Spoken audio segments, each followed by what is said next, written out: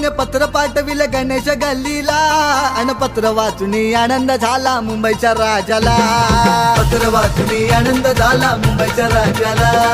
पत्र वाचून आनंद झाला मुंबईच्या राजाला. अनेक रूपे घेऊन येतो माझा गणराया, कधी विष्णू श्रीकृष्ण माझा शिवशंकर भोळा. शिवशंकर भोळा, शिवशंकर भोळा, शिवशंकर भोळा, शिवशंकर भोळा. हे गणा